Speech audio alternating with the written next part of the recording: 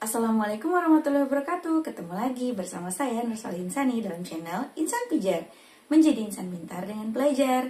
Di video kali ini kita akan membahas mengenai kekuatan pembuktian.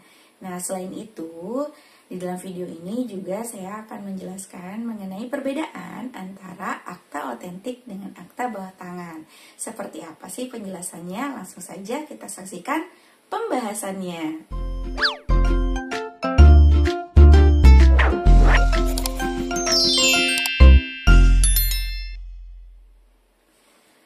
Berbicara mengenai kekuatan pembuktian, berarti kita juga di sini akan berbicara mengenai kekuatan alat bukti. Nah, sebelum jauh kita membahas mengenai kekuatan pembuktian itu, ada baiknya kita mengetahui dulu apa sih itu kekuatan alat bukti. Nah, kekuatan alat bukti ini maksudnya adalah seberapa jauh nilai dari alat-alat bukti tersebut dalam hukum pembuktian. Nah, di mana kita akan membahas kekuatan alat bukti yang terdapat dalam Kitab Undang-Undang Hukum Acara Pidana, mulai dari pasal 185 yang membahas mengenai keterangan saksi, kemudian 186 mengenai keterangan ahli, kemudian ada 187 membahas tentang keterangan surat, kemudian 188 mengenai petunjuk, dan yang terakhir 189 Kitab Undang-Undang Hukum Acara Pidana, yaitu keterangan terdakwa. Langsung saja kita bahas satu persatu mulai dari 185. Di pasal 185 Kitab Undang-Undang Hukum Acara Pidana yang membahas mengenai kekuatan pembuktian dari segi saksi terdiri dari 7 ayat. Kita akan membahas mulai dari ayat yang pertama. Ayat yang pertama dalam pasal 185 ini berbunyi, keterangan saksi sebagai alat bukti ialah apa yang saksi nyatakan di sidang pengadilan. Nah, jadi di sini sudah jelas ya bahwa keterangan saksi adalah keterangan yang dia nyatakan di sidang pengadilan.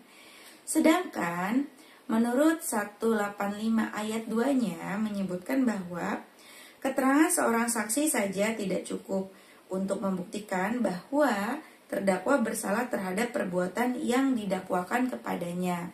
Nah, di sini kita lihat keterangan seorang saksi saja tidak cukup. Ada istilah yang mengatakan bahwa satu orang saksi bukan saksi, atau unus testis nullus testis, di mana yang dikatakan sebagai alat bukti saksi yang terdapat dalam 184 Kitab Undang-Undang Hukum Acara Pidana adalah minimal 2 orang saksi, baru dihitung sebagai satu alat bukti yang sah, yaitu keterangan saksi. Kalau saksinya cuma 1, dia tidak bisa menjadi suatu alat bukti keterangan saksi. Jadi sudah jelas ya, 1 orang saksi bukan saksi. Di ayat 3-nya masih di pasal 185 disebutkan, ketentuan sebagaimana dimaksud dalam ayat 2 tidak berlaku apabila disertai dengan suatu alat bukti yang sah lainnya. Nah, di mana di dalam ayat 3 ini merupakan keterangan perlawanan dari ayat 2 yang menerangkan bahwa tidak berlaku yang ayat 2-nya apabila disertai dengan suatu alat bukti yang sah lainnya.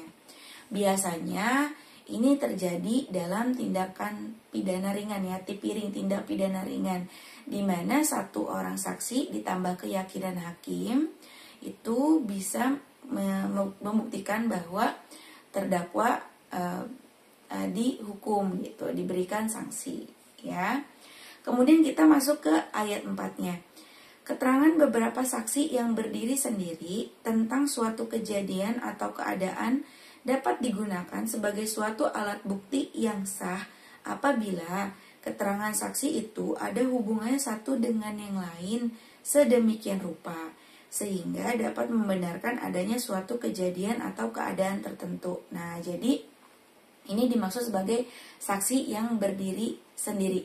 Nah, ini nanti akan saya jelaskan tersendiri ya tentang jenis-jenis saksi ya, bentuk-bentuk saksi seperti itu. Jadi secara singkatnya bahwa keterangan beberapa saksi yang berdiri sendiri. Jadi saksi itu berdiri sendiri, tapi keterangannya memiliki keterkaitan satu dengan yang lain yang bisa menerangkan suatu kejadian atau keadaan tertentu yang sedang dibahas atau sedang diperkarakan.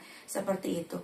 Ya, jadi keterangan daripada 185 mengenai alat bukti keterangan saksi seperti yang sudah saya jelaskan. Selanjutnya kita akan membahas mengenai 186 ya, di mana 186 di sini membahas mengenai keterangan ahli. Nah, kita baca ya. Keterangan ahli ialah apa yang seorang ahli nyatakan di sidang pengadilan. Ini udah jelas banget ya, bahwa yang dikatakan keterangan ahli ialah apa yang seorang ahli nyatakan di sidang pengadilan. Lagi-lagi nanti pembahasan mengenai keterangan ahli akan saya jelaskan secara terpisah dalam video yang lain ya. Kemudian kita masuk ke kekuatan pembuktian yang ketiga, yaitu 187 ya, kekuatan surat ya. Di sini saya bacakan. Surat sebagaimana dimaksud dalam pasal 184 ayat 1 huruf C ya, dibuat atas sumpah jabatan atau dilakukan dengan sumpah. Nah, perlu diketahui bahwa surat itu macamnya ada 3. Yang pertama, surat umum, akta otentik, dan akta bawah tangan ya. Nah, surat umum itu contohnya seperti apa sih? Nah, surat yang bentuk umum itu seperti undangan dan lain sebagainya yang bersifat umum lah. Sedangkan akta otentik contohnya adalah perjanjian atau surat yang dibuat di hadapan pejabat yang berwenang, di hadapan notaris atau pejabat yang berwenang lain, atau juga visum et repertum. Itu bisa menjadi sebuah akta otentik. Sedangkan akta bawah tangan itu adalah surat hutang piutang contohnya ya. Nah, lebih lanjut kita akan mengetahui perbedaan atau ciri yang terdapat dalam akta otentik dan akta bawah tangan. Langsung kita bahas satu persatu. Kita bahas dulu mengenai akta otentik. Nah, untuk kita mengetahui akta otentik, biasanya ini lekat banget ya dengan yang namanya perjanjian dalam hukum perdata. Maka dari itu, dasar daripada akta otentik ya, dasar hukumnya ada di dalam BW. Tepatnya di pasal 1868. Ya, ada di buku keempat tentang pembuktian dan daluarsa. Saya bacakan ya. Suatu akta otentik ialah suatu akta yang di dalam bentuk yang ditentukan oleh undang-undang, dibuat oleh atau di hadapan pegawai-pegawai umum yang berkuasa untuk itu di tempat di mana akta dibuatnya. Nah, dari pengertian akta otentik yang terdapat dalam pasal 1868, kita bisa melihat ciri daripada akta otentik. Yang pertama adalah dilihat ya, bahwa akta otentik itu dibuat oleh pejabat yang berwenang. Jadi akta otentik dibuat oleh pejabat yang berwenang, di mana bentuk daripada akta otentik adalah bentuknya sudah baku, sudah ditentukan oleh undang-undang. Itu ciri yang pertama. Kita lihat lagi ya di 1868-nya. Ciri yang kedua adalah pejabat yang berwenang ini tidak selalu notaris loh gitu. Jadi yang dikatakan pejabat yang berwenang ini bukan hanya notaris, tetapi bisa juga pegawai pencatatan sipil ya, atau PPAT. Ya, harus diketahui ya, PPAT dan notaris itu adalah dua profesi yang berbeda. Ya, jadi meskipun kita suka melihat gitu di mana-mana ada notaris, PPAT gitu, tapi itu beda ya. Tupoksinya beda gitu. Nah, untuk ciri yang ketiga, kita lihat lagi 1868-nya ya. Yang dikatakan akta otentik itu kan dibuat di hadapan pejabat yang berwenang. Berarti dengan kata lain, dia memiliki kekuatan pembuktian yang sah. Ya, yang kuat, kekuatan pembuktian yang kuat. Jadi kekuatan hukumnya dia sebagai alat bukti itu kuat sekali. Kenapa? Karena dibuat di hadapan ya, dilihat lagi, di hadapan pejabat yang berwenang gitu, sehingga kekuatan pembuktiannya sangat kuat. Jadi dia memiliki kekuatan pembuktian ya. Kemudian ciri yang terakhir adalah di dalam akta otentik itu tidak perlu menghadirkan saksi dalam pembuatannya. Nah, itu salah satunya keunggulannya. Kenapa gitu? Karena akta otentik itu telah dibuat atau sudah dibuatnya di hadapan pejabat yang berwenang. Nah, itulah ciri daripada akta otentik yang dasar hukumnya ada di dalam pasal 1868 BW. Sekarang kita masuk ke pembahasan akta bawah tangan. Nah, akta bawah tangan ini juga penjelasannya ada di BW, yaitu pasal 1874. Kita lihat 1874 BW-nya ya. Sebagai tulisan-tulisan di bawah tangan, dianggap akta-akta yang ditandatangani di bawah tangan, surat-surat register-register, surat-surat urusan rumah tangga, dan lain-lain tulisan yang dibuat tanpa perantaraan seorang pegawai umum. Nah, ini panjang banget ya, 1874 ini panjang sekali. Nah, tapi di sini kita bisa melihat perbedaan dengan akta otentiknya. Yang pertama perbedaannya dilihat di sini. Kalau akta otentik adalah dibuat oleh pejabat yang berwenang ya, sedangkan akta bawah tangan di 1874 ini dibuat oleh para pihak yang membuatnya. Jadi formatnya tidak baku seperti akta otentik gitu. Enggak baku. Ya udah harus gini sesuai dengan undang-undang. Enggak. Jadi formatnya itu bebas. Bebas itu maksudnya apa? Ditentukan sendiri oleh pembuatnya. Siapa pembuatnya? Tentu saja para pihak. Nah, jadi ciri yang pertama adalah dibuat oleh para pihak, di mana formatnya itu ditentukan sendiri oleh pembuatnya. Itu ciri yang pertama. Sedangkan ciri yang kedua, dilihat lagi ya 1874-nya. Tidak ada pejabat, kan dia ngomong katanya tidak ada perantaraan seorang pegawai umum. Berarti dengan kata lain, dia tidak ada pejabat yang ditunjuk secara sah menurut hukum untuk membuat perjanjian tersebut. Nah, maka dari itu dapat dibuat oleh pembuatnya dalam perjanjian sendiri. Nah, karena di sini tidak ada pejabat yang ditunjuk secara hukum untuk membuat surat bawah tangan tersebut ya, maka para pihak atau pembuatnya dapat membuat sendiri surat perjanjian itu. Itu ciri yang kedua. Sedangkan ciri yang ketiga itu kalau akta otentik sifatnya baku, kalau akta bawah tangan sifatnya tidak baku. Nah, karena sifatnya tidak baku inilah maka kekuatan pembuktiannya lemah. Nah, pada dasarnya sih akta bawah tangan ini bisa menjadi sebuah bukti, ya, bisa menjadi sebuah bukti. Nah, sah atau tidaknya ini didasarkan kepada syarat sah perjanjian, yaitu pasal 1320 BW, ya. Jadi sifatnya itu tidak baku. Karena sifatnya tidak baku ini, maka dia tidak memiliki cukup kekuatan untuk pembuktian, ya. Pada dasarnya sih bisa, yang tadi saya katakan dijadikan sebagai bukti, ya, di persidangan gitu. Tapi sah atau tidaknya berarti kembali lagi kepada syarat sah perjanjian. Nah, itu untuk syarat yang ketiga, ciri yang ketiga. Sedangkan ciri yang keempat dari akta bawah tangan adalah penting.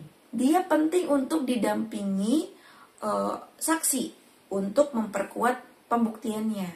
Nah, beda sama akta otentik tadi. Kalau akta otentik kan dalam pembuatannya tidak perlu menghadirkan saksi gitu kan, tidak perlu menghadirkan saksi dalam pembuatannya. Sedangkan akta bawah tangan ini dia penting untuk didampingi saksi untuk memperkuat pembuktiannya.